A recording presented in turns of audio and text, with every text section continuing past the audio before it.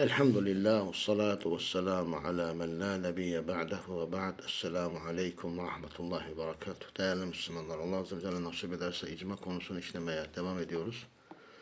Allah Azze ve Celle nasip ederse 4 usul kitabından, meşhur, maruf olan usul kitaplarının içerisinden 4 tane usul kitabından icma konusunu elimizden geldiği kadar ihtisarla sizlere ulaştırmaya çalışacağım. Ki yani usul ilminde, usul alimlerinin kitaplarında zikrettiği icma konusu insanlarımıza belli olsun. Çünkü genelde icmadan bahseden insanlar, yani bu ilim ehli olmayan veya bu kitaplara muttali olmayan insanlar ağızdan ağıza duyduğu şeyleri söylüyorlar. İcmadır, hüccettir, bu gibi şeyleri. Ama icma konusunun işlendiği yani kitaplarda bunun nasıl incelendiği, nelerin delil getirildiği, nelerin ihtilaf edildiğinin bunlardan haberleri yoktur. Bunlara vakıf değiller. Kendilerine istinad ettikleri, bilerek veya bilmeyerek istinad ettikleri kitaplarından onların itimat ettiği ulemanın icma konusunda neler söylediğini ulaştırmak için ve hak ehline de, hak isteyen kimselere de hakkın belli olması için inşallah bunu yapmakta fayda vardır. Allah Azze ve Celle nasip ederse şimdi size bazı iktibaslar yapacağım, bazı kaviller okuyacağım kitap. Gavatul Edilleti fil Usul isimli kitaptır. Yani usulda olan kat'i deliller kitabı. 2 ciltten oluşan bir kitaptır. Benim elimde olan Darul Kutubul İlmiye baskısıdır.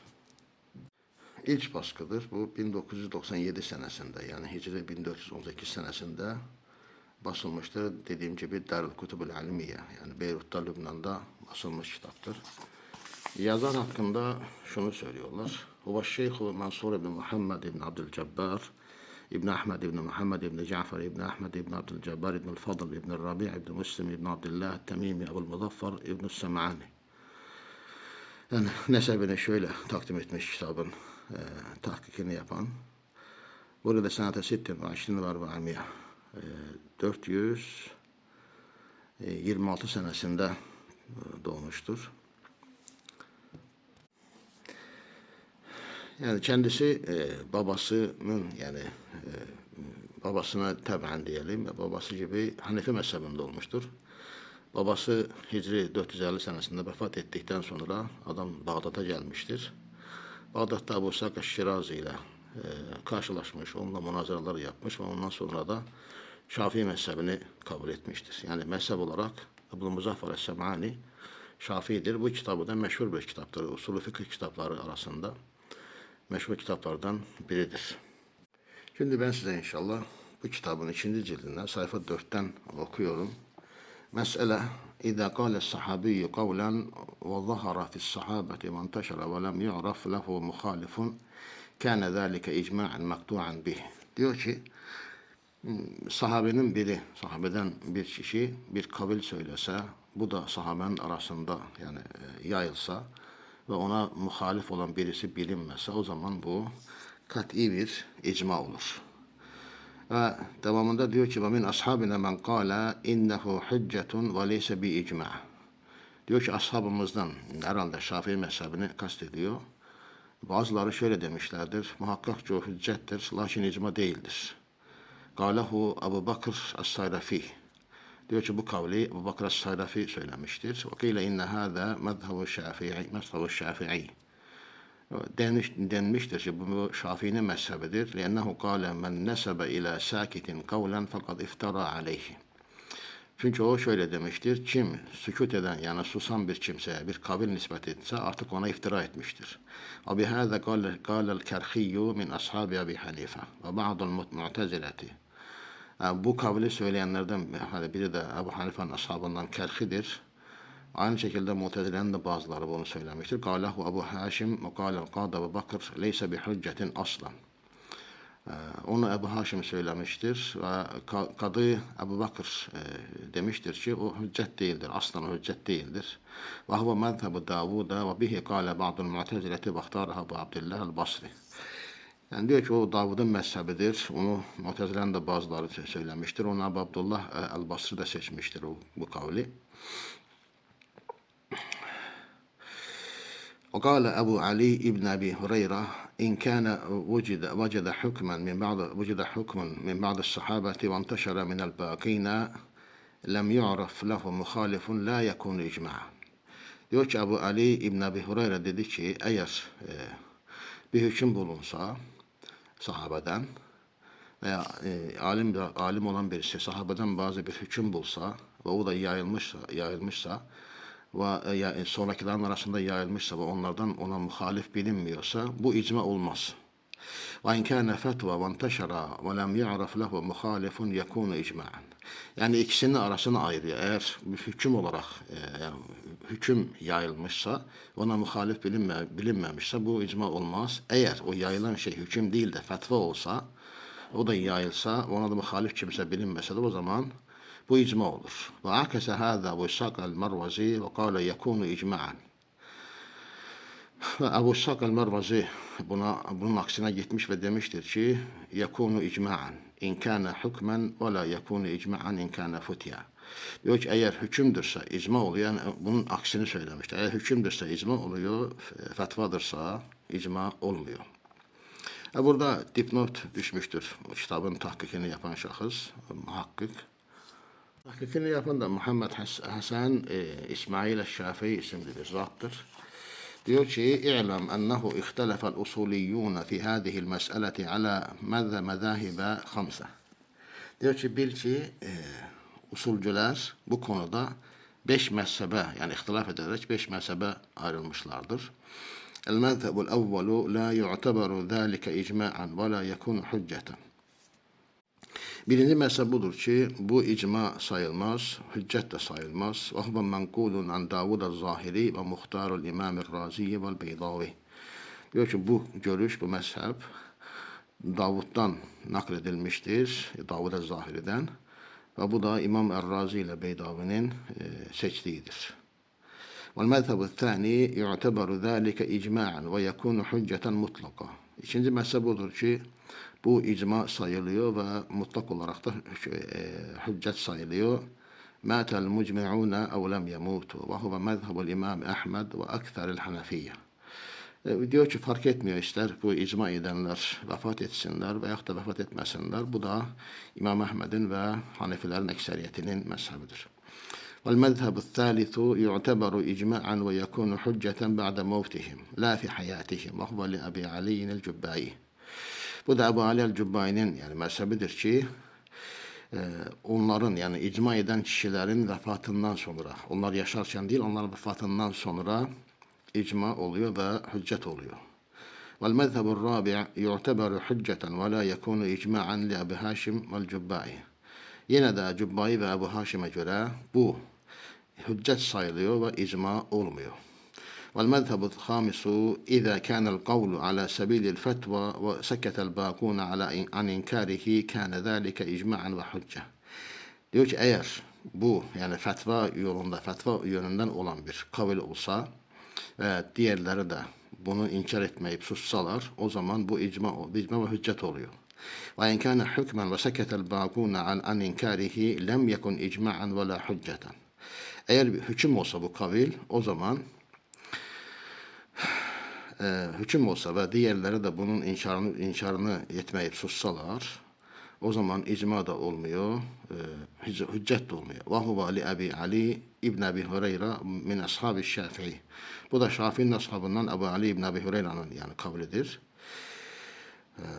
Ve bunu da diyor ki yani bu meseleyi yani okumak için, geniş incelemek için Nihayet-i Savul isimli kitaba bakabilirsin. 294, 295, El-Mahsul 274, El-İhkam lil-Amidi 1, 361, Mu'temed 2, 66-67, Ravdatun Nadir 132, Haşiye Şeyh Muhammed El-Muti'i ala Nihayet-i Savul 3, 295, Usul-u Fikri Şeyh Muhammed Ebu Nur. Muhammed Ebu Nur'un da Usul-u Fıkh kitabına 3. cilt 167'ye bakabilirsin. Yani dipnot düşen şahıs böyle bu konuda 5 mezhebin olduğunu söylemekte. Yani görüyorsunuz ki 5 ayrı mezhep vardır bunun üzerinde. Yani bunun sadece bu kesimin hüccet olmasının olup olmaması, icma olup olmaması meselesinde 5 mezhep vardır. Bu nasıl bir icmaymış? İcmanın hüccet olmasında hüccet midir, icma mıdır, değil midir, fetva olursa şöyle olur, hüküm olursa böyle olur diyerek 5 mezhebe bölünmüşler. Bu nasıl icma olacak? İcmanın icma olmasında ittifak yoktur. Ben her zaman bunu söylüyorum. Yani al kitaplarınızda yazılan budur. Yani usul kitaplarında yazılanlardan biri budur. Mesela bakın kaç tane kitaba gönderme yaptı. Hemen kitaba da o kitaplara da bakabilirsiniz. Ve yazar devamında diyor ki vel asahhu vel kavlu evvel. Daha sahih olan birinci kavildir. Ve emme men kâle leyse bi hüccetin aslan fehtecce fî zâlik. Ama o kimseye geldikte ki şöyle demiştir. Aslan bu hüccet değildir. Ve buna da delil getirmiştir. Ve kâle la yemteni'u ev en yekûne ve la yumtena'u en yekûne sukutu men sekete li takiyyetin ev heybetin. Diyor ki sükut eden kimsenin yani korkusundan yani takiye yapmasından veyahut da ki karşı çıkacağı kimsenin heybetinden çekinerek susması da mümkündür. Yani bu yani olmayacak bir şey değildir. Kema ruviye an İbn Abbas ennehu lemma azhara kavlehu fi mes'eletil avli qila lehu hella kulta fi zamani Ömer radıyallahu anhu kâle innehu kâne raculen muhiben ve ruviye ennehu kâle heybe. Nasıl ki miras meselesinde avul diye bir konu var, mesele var miras bölgesinde. O konuda kendi kavlini söylerken Abdullah İbn Abbas radıyallahu anhuma ona şöyle denmiştir ki yani bunu Ömer radıyallahu anh'ın zamanında ishal etseydin ya o da söylüyor ki muhakkak ki o yani heybetli bir adamdı. Yani çekinmiştir. Abdullah İbn Abbas radıyallahu anhuma kendi kavlini Ömer radıyallahu anh sağ iken söylemekten çekinmiştir. Ama susmuştur. Çekindiği için susmuştur. Bunlara diyorlar ki diğerlere sussa demek ki bu da icma oluyor. Hani sahabe diğer sahabeden çekinerek susmuştur. Heybetinden çekinmiştir. Bunu kendiniz söylüyorsunuz. Bu dediği şey de bu nakil. Beyhaki'nin Sünan-ı Kubrası'nda 6. cilt 414'te 12.457 nolu hadis olarak geçmektedir. Gerçekten de orada bu rivayet vardır. Orada yani sonlarında yani o işaret edilen yeri size okuyacağım inşallah. فقال له زفر فما منعك أن تشير بهذا الرأي على عمر. Züfer Abdullah İbn Abbas radıyallahu anh diyor ki yani bu görüşü yani Ömer radıyallahu anh'a işaret etmeye sana ne engel oldu? Kâle hibtuhu vallah. Diyor ki vallahi ondan çekindim diyor. Yani onun heybetinden çekindim. Allahu alem herhalde bu gibi şeylerden dolayı İmam Şafii demektir ki yani men sekete ila yani men nesebe ila sakitin kavlen fakat iftara aleyh. Yani sükut eden, susan kimseye bir kavil nispet eden kimse artık onu iftira etmiştir. Görüyorsunuz yani İbn Abbas radıyallahu anh'a Ömer radıyallahu anh'dan çekindiği için susmuştur, bir şey söylememiştir. Ve devamında yazar şöyle diyor. Aydan yacuzu en yekuna sekete li'ennehu lem yetefekker fil mes'eleti liteşagulihi bi gayri zâlike minel iştigal. Diyor ki aynı şekilde mümkündür ki adam o yüzden susmuştur ki yani o konuda düşünmemiştir. Çünkü başka işlerle meşgul olmuştur. İn kâne fakihen fe leallehu iştegala bil fikri fi gayrihi minel mesail.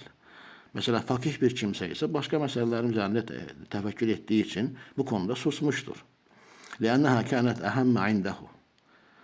Çünkü o onun katında daha ehemmiyetli bir şeydi. وَاِنْ كَانَ اِمَامًا فَاشْتَغَالَ بِالْجِهَادِ وَسِيَاسَةً.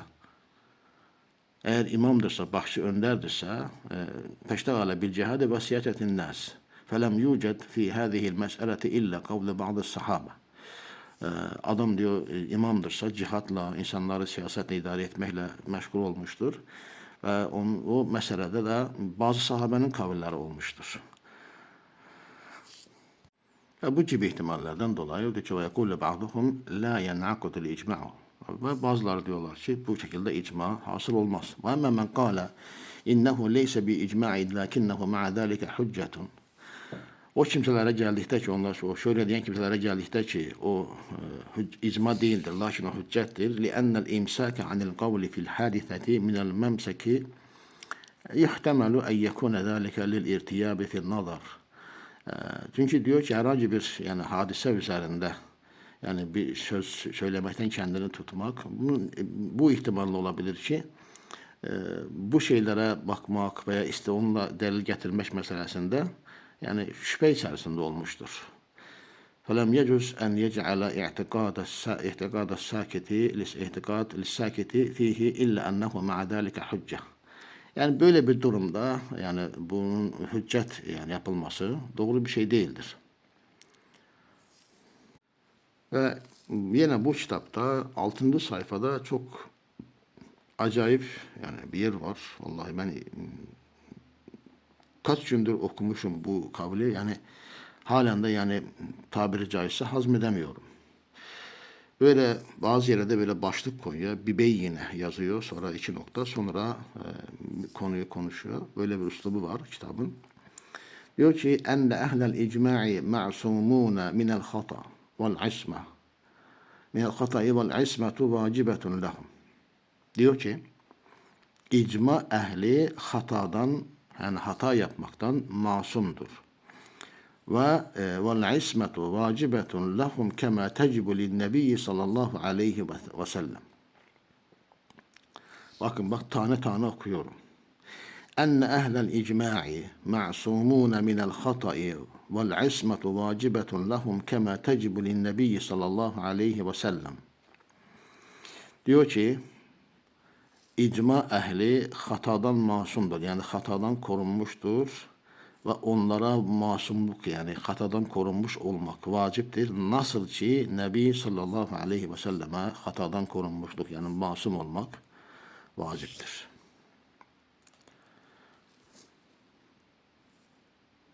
Yani icma ehli peygamber masum olduğu gibi hatadan onlar da masumdurlar. Diyelim mesela misal 100 kişi 100 alim var.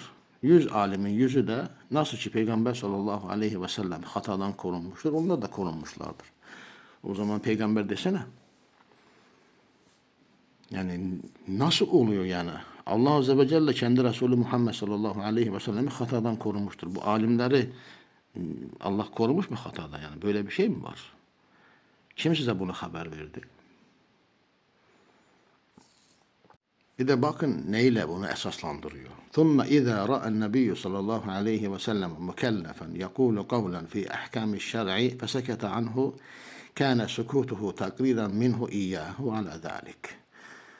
Çünkü bundan sonra Nebi sallallahu aleyhi ve sellem herhangi bir mükellefin bir şeriat ahkamında bir kabul söylediğini gördüğü zaman ve onun üzerine görüp sustukta onun bu sükutu o adamın bu dediği sözünde ikrarı oluyor. Ve nezele zâlike menzilete tasrihi bit tasdiki fi ibda'i zâlik. Ne diyor ki yani Nebi sallallahu aleyhi ve sellem'in yani bu şeyi görüp sükut etmesi bu adamın söylediğini tasdik etmesini açıklaması, belirtmesi menziline iniyor diyor. Ve devamında diyor ki kedalike ha huna yekunu kedalike fi hakkı ehlil icma. Diyor ki burada bu icma ehlinin hakkında da böyledir. Ve yenzilu sukutuhum menzilete tasrihi bil muvafakati fe in qila ila ahiri. Diyor ki ve onların da sükutu artık yani onların buna muvaffakat etmesini açıktan söylemek menzilesinde oluyor diyor. فَاِنْ قِيلَ وَلِمَ اِذَنْ سَارَ السُّكُوتُ مِنَ الرَّسُولِ aleyhissalatu vesselam takriren yekûnu min ehlil icma'i takrira. Ve diyor eğer denilse ki yani Resulullah sallallahu aleyhi ve sellemin susması takrir olduğu gibi, ikrar olduğu gibi icma ehlinin susması nasıl takrir oluyor? Böyle konuşuyor. Böyle dense böyledir, böyle dense böyledir. Ve devamında bir yer vardır.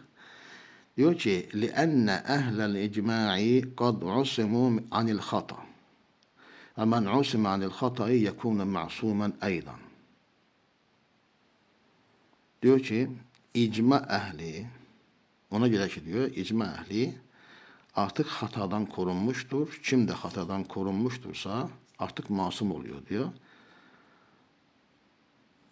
وَمَنْ عُسِمَ عَنِ الْخَطَئِ يَكُونَ مَعْصُومًا أَيْضًا عَنِ التَّقْلِيدِ عَلَى الْخَطَأِ. Yani kim de hatadan korunmuştursa artık o adamın hata olan bir şeyi ikrar etmesi, yani ikrar etmesinden de korunmuş olması oluyor. Nebi sallallahu aleyhi ve sellem. Nebi sallallahu aleyhi ve sellem gibi.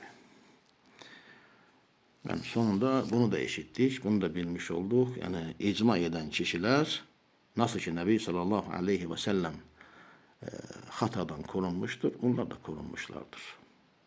Nebi sallallahu aleyhi ve sellem herhangi bir kimsenin, sahabenin bir şey yaptığını, bir şey söylediğini görüp ona sükut ettiği zaman bu onun takriri, ikrarı sayılıyordusa, icma ehlinde bir şey söylediği zaman sükut etmeleri, onu ikrar etmeleri sayılıyor. Nebi sallallahu aleyhi ve selleme vahiy iniyordu.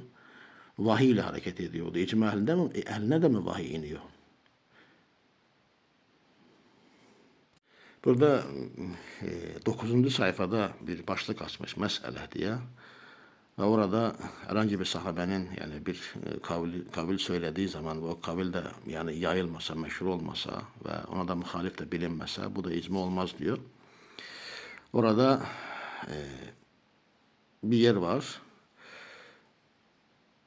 Diyor ki gâle fil kadim, yani İmam Şafii kadim eski mezhebinde şöyle demiştir. Kavlu sahabiyyi avla minel kıyas ve huve kavlu Ebu Hanife ve Ahmed'e ve cema'a.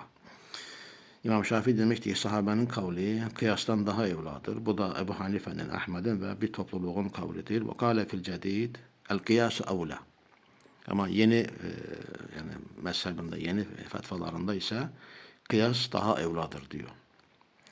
Ve burada yine dipnot düşmüşler. Diyor ki İ'lem ennehum ihtelefu fi i'tibari mezhebis sahabiyyi hücceten ala gayris sahabe. Kettabi'in ve men ba'dahum. Min bâgil müştehidin ala mezahibe telâfe. Diyor ki bil ki onlar sahabenin mezhebinin sahabeden başka kişilere yani tabi'in ve onlardan sonra gelen başka müştehitlere yani hüccet olması meselesinde üç mezhebe bölünerek, ihtilaf ederek üç mezhebe bölünmüşlerdir. El-evvel hüccetun mutlaka. Halefel kıyâse ev vâfakahu. Ve birinci mezhep budur ki mutlak olarak hüccettir. İsterse kıyasa muhalif olsun, isterse kıyasa muvaffakat etsin.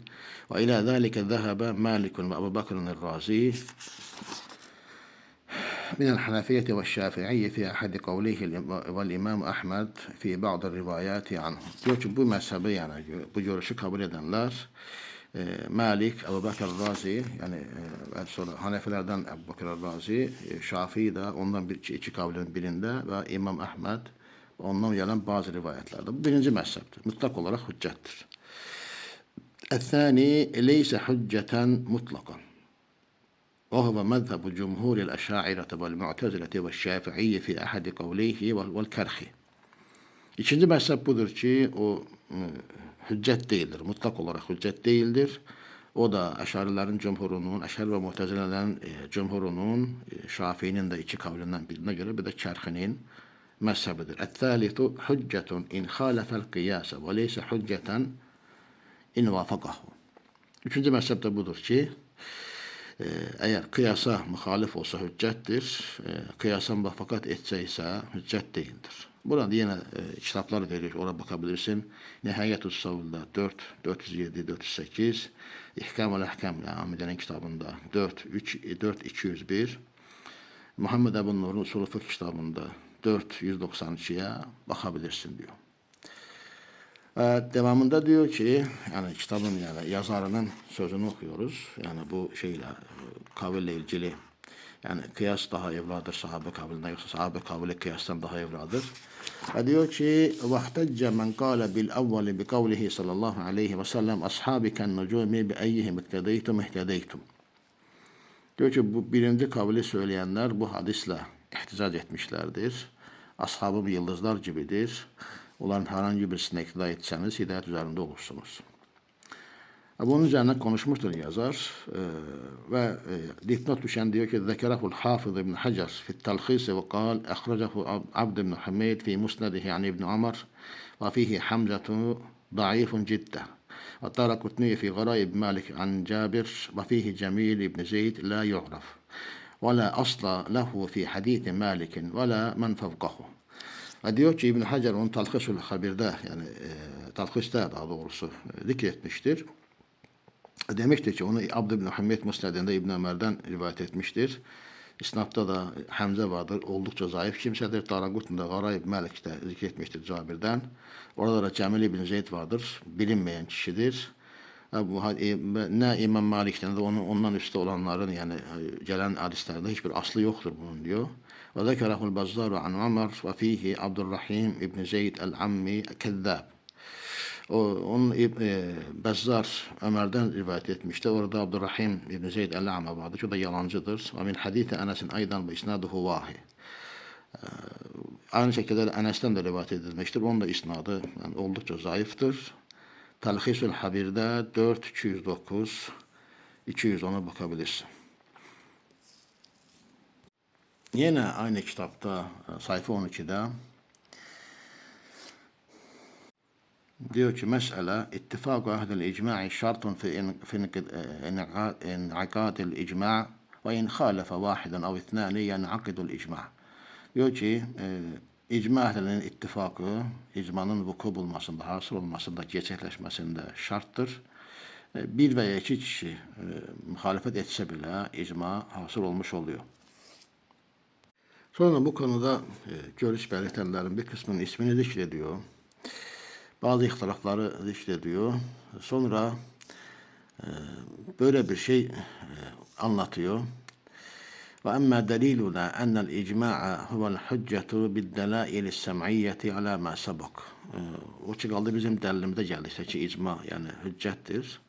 Bu yani sem'i yani işitilen delillerle yani oluyor. Bundan evvel zikrettiğimiz. Ve izâ khâlefel vâhida vel ithnâni fakat fukitel icma.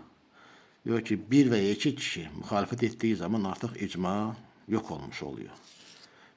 Fukitetil cema'a ve artık cemaat da yani yok olmuş oluyor. Ve delilu ala ennel icma' kad fukite bi hilafil vahidi vel itneyn. Bir veya iki kişinin hilafıyla yani karşı çıkmasıyla icmanın yani yok olmasına delile geldi işte.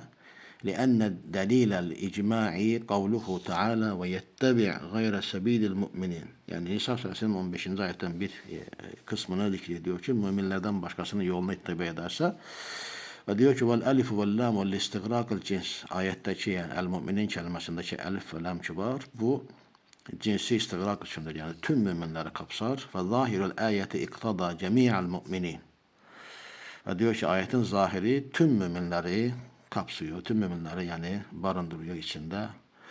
Ve kezalike kavluhu Teala ve kezalike cealnakum ummeten vasatan litekunu şuhada alen nas.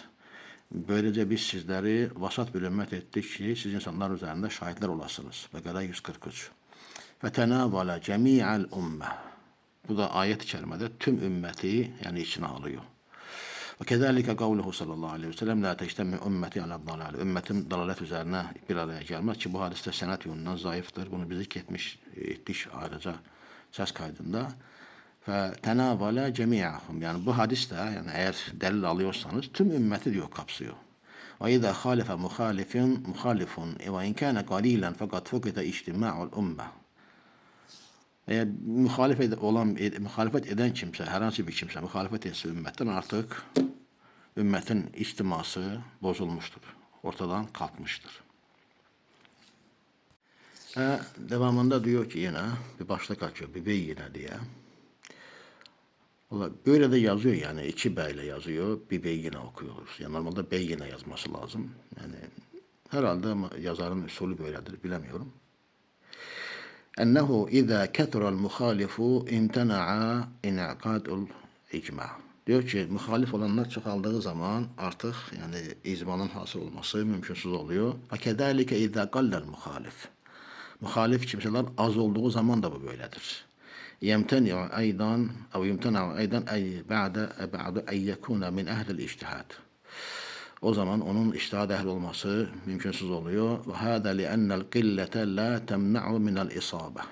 Bakın ne diyor. Bu ona göredir ki az olmak hiç de hakka isabet etmeye engel değildir. Ve yecuzu en yusibel galil ve yuhti'el kethir. Ve caizdir, mümkündür ki az olanlar hakka isabet etsinler, çok olanlar da hata etsinler. Allahu Teala ve qalilun min ibadiyeşşekur. Kullarımdan çok azı şükredenlerdir. Sabah suresi 13. ayet-i kerime. Ve kal kem min fiyetin galiletin galebet fiyeten kethireten biiznillah. Allah'ın izniyle nice az topluluklar çok topluluklara galip gelmişlerdir. Bakara 249. Ve kâle Teala innellezîne yunâdûneke min verâil hucurâti ekseruhum lâ ya'kilûn. Muhakkak ki o hücrelerin, odaların arkasından sana seslenenler, onların ekseriyeti akıl etmiyorlar. Hucurat 4. وَلَقَدْ صَدَّقَ عَلَيْهِمْ إِبْلِيسُ ظَنَّهُ فَاتَّبَعُوهُ إِلَّا فَر۪يقًا مِنَ الْمُؤْمِنِينَ. Sabah suresi 20. ayet-i kerime. Gerçekten de iblis onlara kendi zannını doğrulatmıştı ve onların müminlerden az bir topluluk hariç onların hepsi ona ittiba etmişler. Yani arkasında yürümüşlerdi, yolunu izlemişlerdir. Hatta burada yazarın da etmediği bir ayet-i kerime de vardır. وَاِنْ تُطِعْ اَكْثَرَ مَنْ فِي الْاَرْضِ يُضِلُّكَ عَنْ سَب۪يلِ اللّٰهِ. Eğer yeryüzünde olanların büyük çoğunluğuna itaat edersen sen Allah'ın yoluna saptırırlar. Demek ki yazarın da söylediği gibi ve yecuzu en yusibel galil ve yuhti'el ketir. Caizdir ki az olanlar isabet etsinler, çok olanlar hata etsinler. Zaten çoğunluğun da batıl üzere olduğu Kur'an sünnetle sabittir. O zaman çokluğun neye delil alıyorsun? Çokluğun haklı olduğunu, çokluğun doğru olduğunu size kim söyledi ya? Az olanlar, az sayıda olanlar genelde hak üzerinde oluyorlar. Yani burada genel olarak da yani zaten birinin haklı, birinin haksız olması onların sayının çokluğunu azlığıyla ölçülmüyor ki. Zaten çokluğu delil getiresin veya azlığı delil getiresin. Ki zaten çoğunluğun da batıl üzerinde olduğu belli olan bir şeydir. Şöyle de yani bu kitaptan bazı alıntıları size aktardım. Yani durumun ne yerde olduğunu görüyorsunuz. Beni en çok yani böyle yani şaşırtan şey icma ehlinin masum olduğunu söylemesidir yazarın. Vallahi ben yani hiç yani böyle anlam veremiyorum yani. Sen icma ehline nasıl masum diyebilirsin? Yani böyle bir de şey ne söylüyor. Nebi sallallahu aleyhi ve sellem masum olduğu gibi yani. Bir peygamber makamını getiriyor icma ehline. Allah'ı ben anlamıyorum. Allah Azze ve Celle ümmetimizi korusun. Ve ahiret amanel elhamdülillahi rabbil alemin.